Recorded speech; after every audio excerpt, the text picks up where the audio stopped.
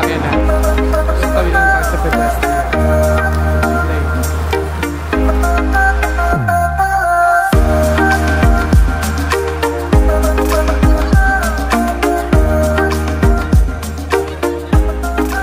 Hi guys! Nandito tayo ngayon sa NAIA Terminal 3 and pupunta tayo ng Seoul, South Korea via Jeju. Bali yung flight natin is 11:20 PM and darating tayo ng Incheon Airport around 4:20 AM. Pagdating ko kanina dito sa airport around 8:30 or 8:45 PM. Hindi siya ganun kadaming tao, unlike pag mga daytime yung flight. Mabilis lang din yung check-in sa Jeju kanina, siguro mga 20 minutes lang inabot yun. And then sa immigration, konti lang din ng tao, umabot lang din siguro mga 5 or 10 minutes. Wala rin naman tinanong sa immigration, hiningi lang yung passport ko, and then tinataka na. So naging smooth naman yung pagpasok natin dito sa airport hanggang sa paglagpas ng immigration. Nabook ko tong flight sa Jeju Air last month pagka-approve nung visa ko. Bali, ito yung tinatawag na Red Eye flight. Ito yung flight na umaalis ng late ng gabi tapos darating sa destination ng morning, as in early morning. Time check, it's 10:24 and boarding time natin is 10:50.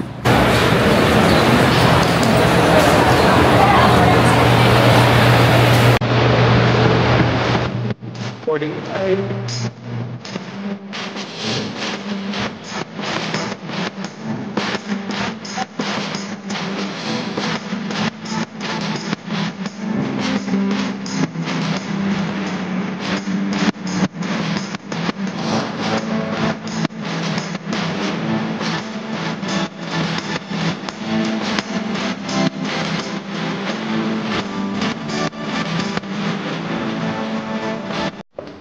Welcome to South Korea. Time check, it's 4:56 AM and nandito tayo sa Incheon International Airport. So nakarating tayo dito via Jeju Air. Yung medyo may delay yung flight, 30 minutes. Parang bago to Okay. Arrival.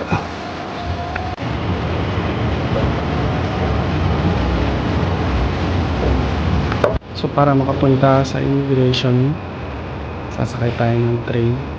Mayroong train dito.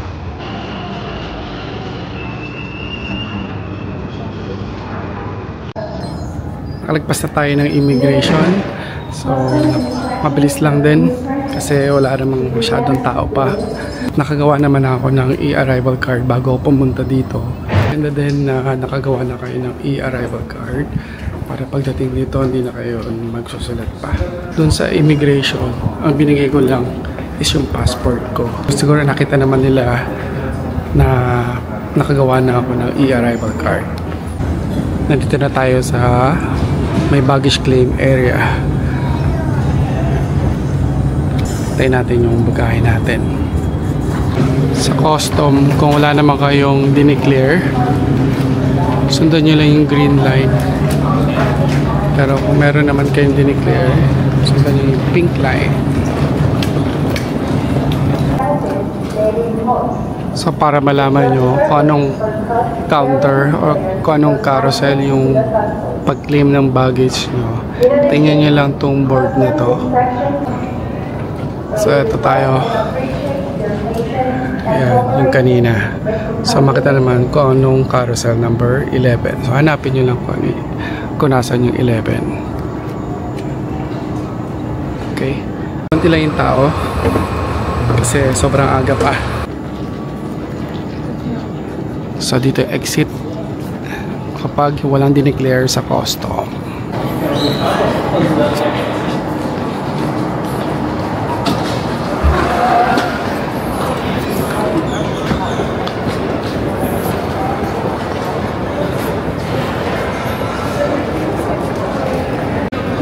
Nandito na tayo sa arrival area. And then, umorder ako kasi ng pocket wifi sa Klook.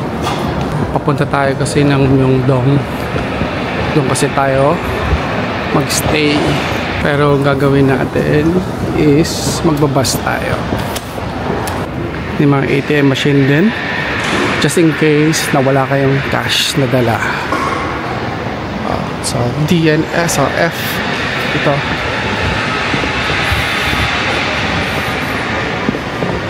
Ito yung machine para makakuha ng bus ticket.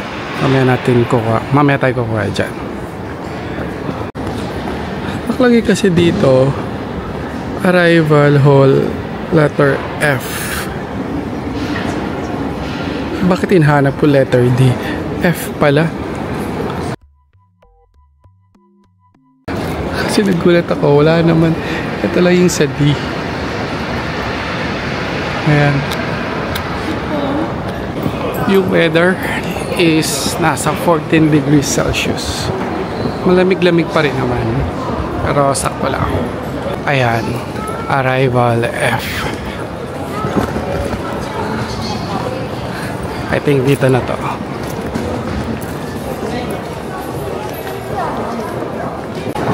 So, ang kinuha natin is from KT.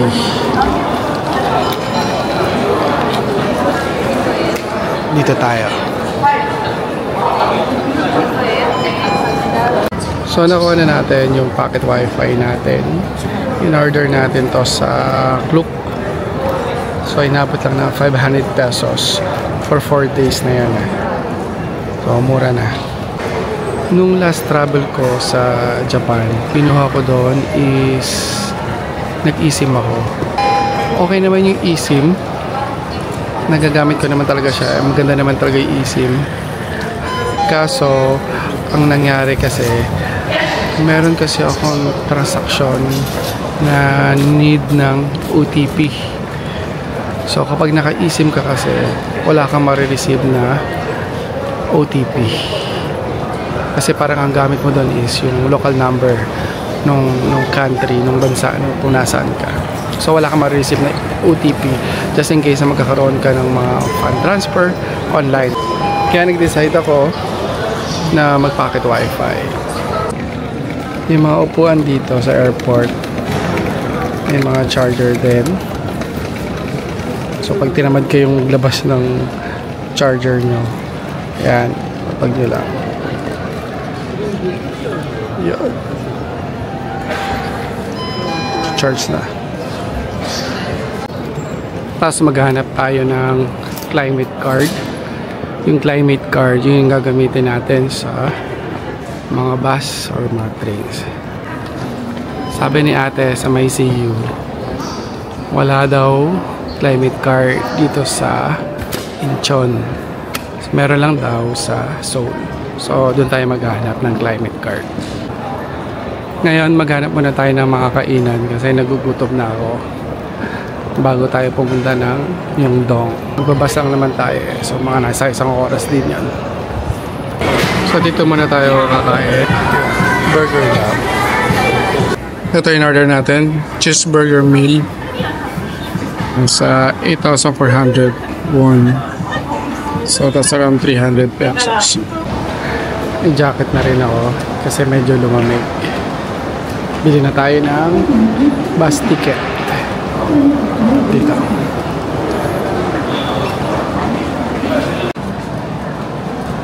So, English purchase ticket. So, pili natin. So, Myeongdong tayo. Letter M. Myeongdong Station. Kasi nandoon yung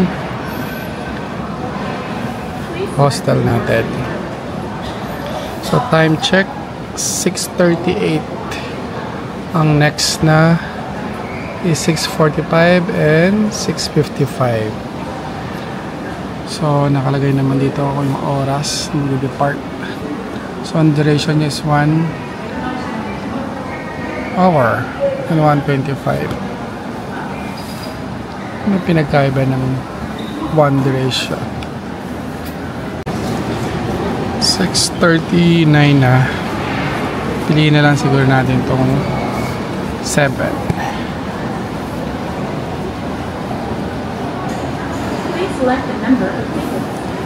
Isa lang 17,000 won.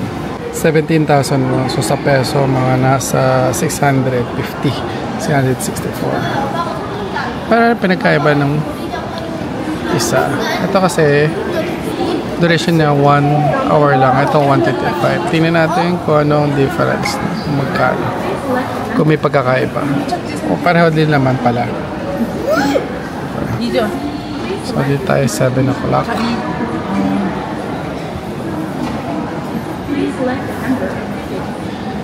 Select.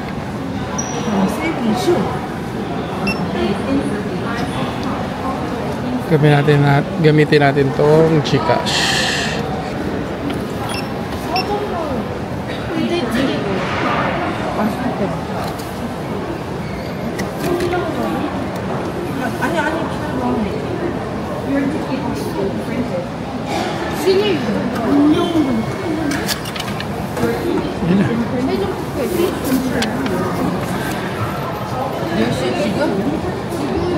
Ticket na tayo.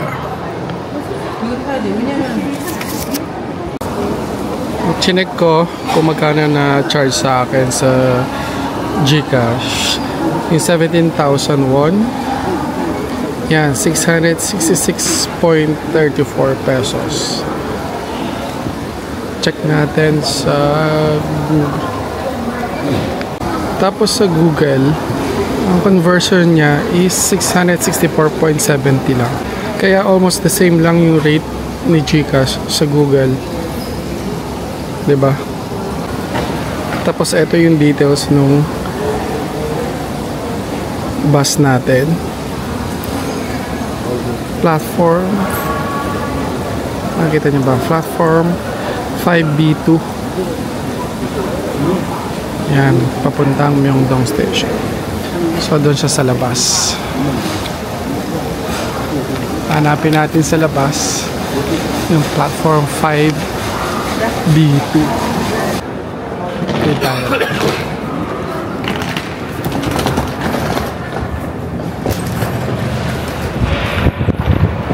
Mahangin. Lamig. Pero, okay naman.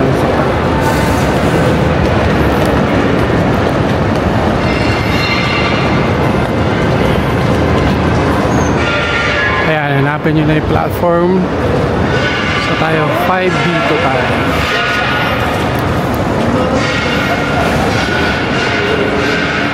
Yung ito nilabas ng airport. Yun na yung bus natin.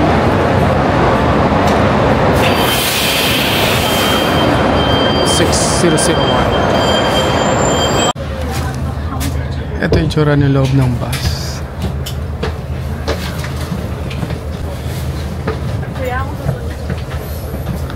May footrest din siya.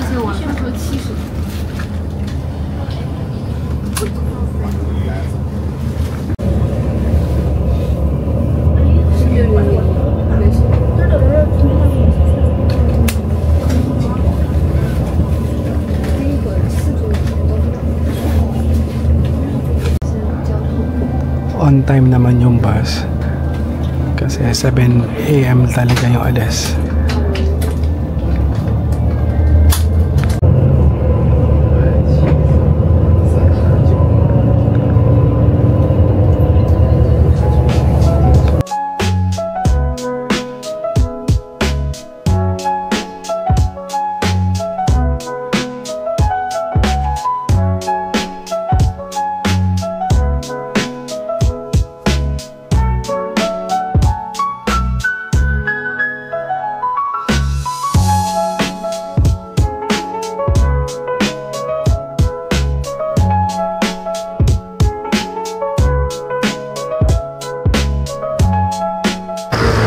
Hi guys, time check, it's 8:02 and nandito na tayo sa Myeongdong Station. So dito tayo binaba ng bus ng station dito sa may McDonald's.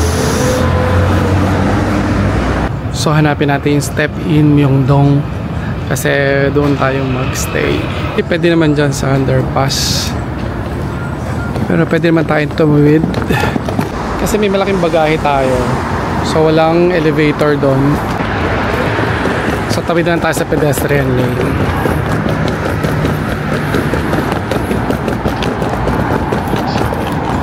Medyo makulimlim today, so tawid tayo doon sa kabila.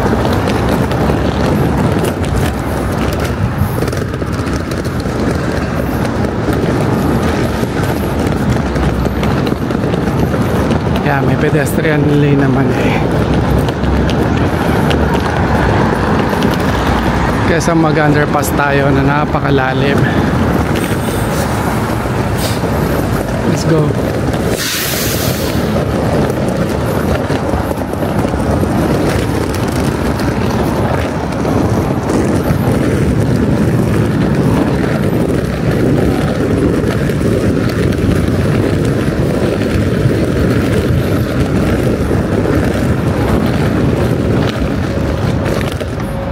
Airport bus, oh. Yan. So dito tayo papasok.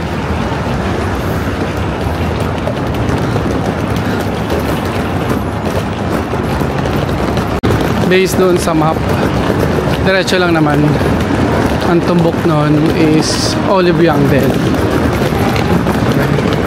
So ito, part na ito ng Myeongdong Shopping Center, shopping state.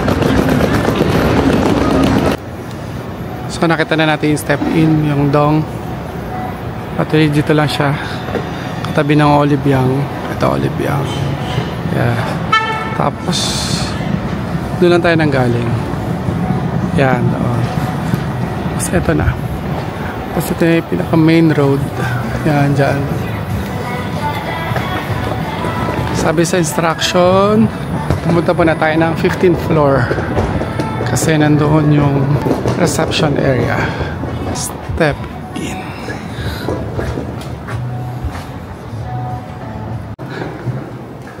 So iba-iba palang ano to, iba-ibang hotel. Tayo Step In. Doon muna tayo sa 15th floor. So ayun guys, nakita naman natin yung Step In Myeongdong, and then nakapag-check-in tayo. Pero yung actual check-in, yung pwede ka na pumasok sa room, is 3 PM pa. So kailangan natin bumalik na lang mamaya para makapag-check-in tsaka makapagpahinga ng konti. So ngayon hanap muna tayo ng climate card para magamit natin sa mga bus tsaka sa mga subway train. Nakabili na tayo ng climate card sa may 7-Eleven malapit sa Myeongdong exit 9, and then kapag reload na rin tayo. Yeah, for 3 days lang niload ko, 10,000 won plus yung price ng card is 3,000 won. Okay, good for 3 days na only bus and only subway train. Pwede na. So ngayon pupunta tayo ng Gyeongbokgung Palace. Magbabas lang tayo. Check natin kung maabutan natin yung changing of the guard ceremony. Umuulan. So magbabas lang tayo. So nandito na tayo sa may Gyeongbokgung Palace. Pero dahil nga sa umuulan, cancelled daw yung changing of the guard ceremony. So instead, pupunta lang tayo ng Bokchon Hanok Village. Malapit lang naman dito yun, mga 1 kilometer lang. So mga 2 stops lang, bus stop. So umuulan. So lahat ng tao nakapayo. Hi guys, nakarating na tayo dito sa Bokchon Hanok Village at umuulan pa rin. Pero maraming pa rin tao. Let's see kung ano meron dito. So pataas siya. Kala nyo lang flat siya. Pero medyo matarik. Yan. Sobrang taas. So paakyat. Pakyat tayo.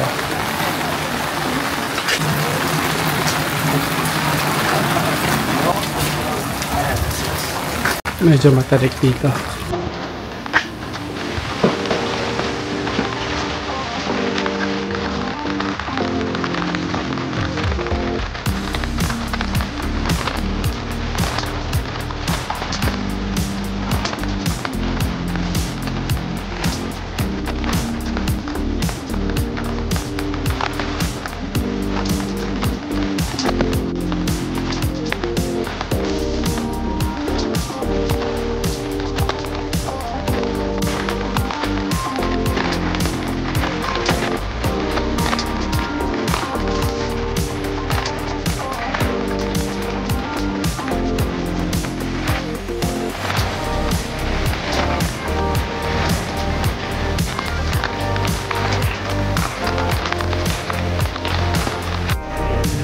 Hi guys, nakabalik na ulit tayo dito sa Myeongdong galing sa Bukchongan Village.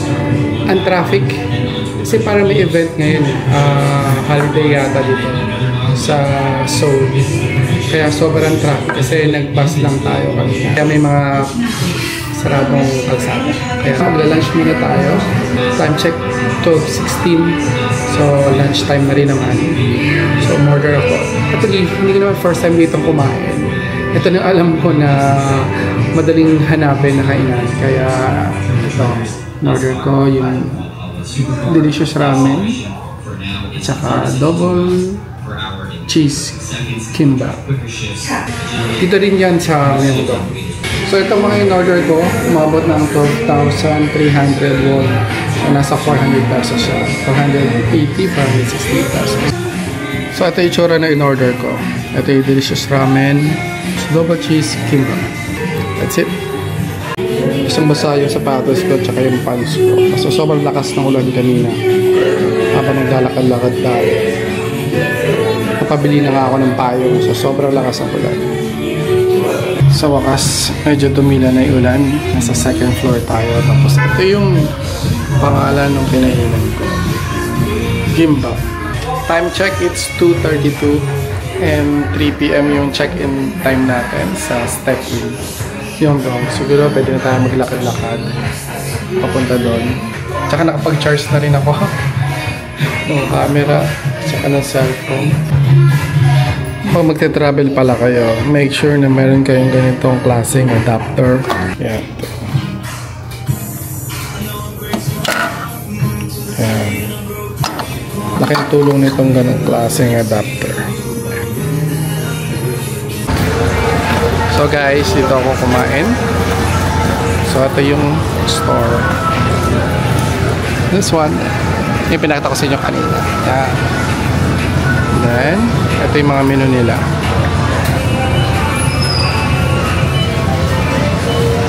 Sarap naman. Yeah. Okay, so ito yung paligid niya. Ito yung mga katabi ng kainan.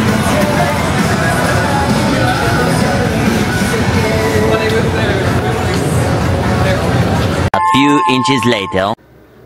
Hi guys. So nakapag-check-in na tayo dito sa Step-In Myeongdong. Hostel siya. Yeah. Good for 4 persons. Yeah. So dito ako sa baba. Kasi ni-request ko sa baba ako. So nabigay na may request. So mapahinga muna tayo kasi halos wala tayong tulog. Kasi nga gabi yung flight natin. Then madaling araw yung dating natin dito sa Seoul.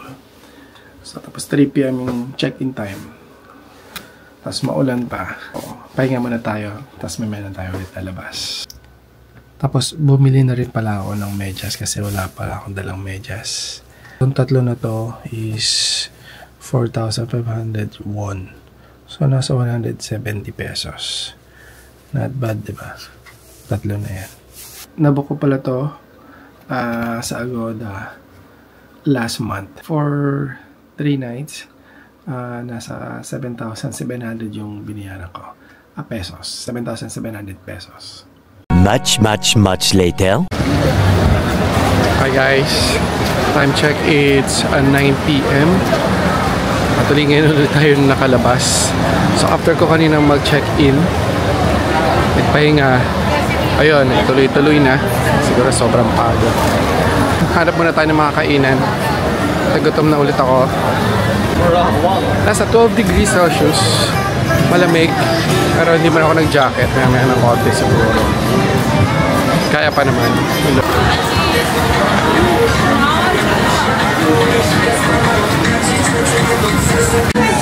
Buti na lang din, hindi na umuulan.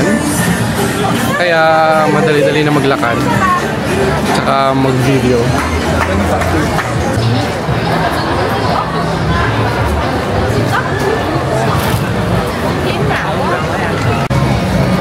Parang ako lang hindi naka-jacket. Maya-maya nga mag-jacket na tayo. Malamig naman. Pero kaya naman. So, hanap tayo ng mga kainan.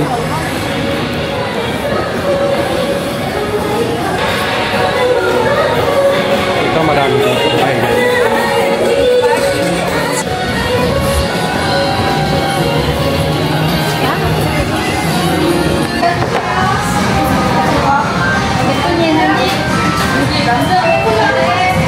Dito tayo kakain.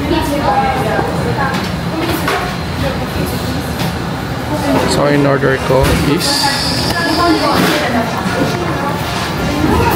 hot pot.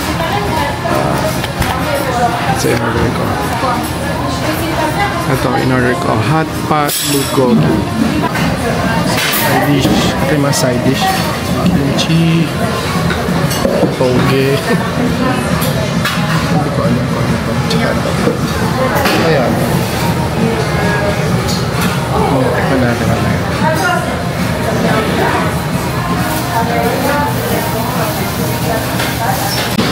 Ito pati ni-order natin.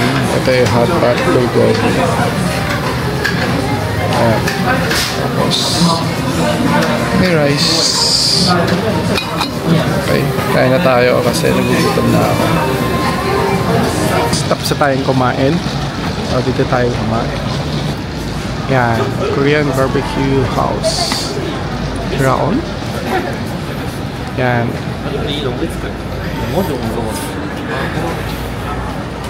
Siyempre dito lang yan sa Myeongdong. Yan. Ito yung mga katabi niya. Tapos may libre pa silang lollipop.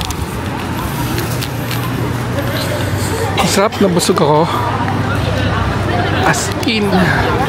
Dito lang yan, malapit sa Daiso. Yan. Medyo lumamig na. Nasa 11 na. 11 degrees Celsius na. Parang gusto ko naman kumain ng matamis. Hanap naman tayo ng dessert. Hi guys. Time check. Mas 12 ng gabi. Marami ng close. Natindahan. Parang jacket na rin pala ako. Kasi malamig. Parang ako lang kanina hindi naka-jacket na yan naman ako. Nag-jacket na ako. So yun ang naging day 1 natin dito sa Korea. Inulan tayo kanina. Kaya basang-basa. Buti na lang din may extra shoes akong dala. Kasi sobrang basa yung sapatos ko at saka yung pants. So dito ko muna i-end yung day 1 natin dito sa South Korea.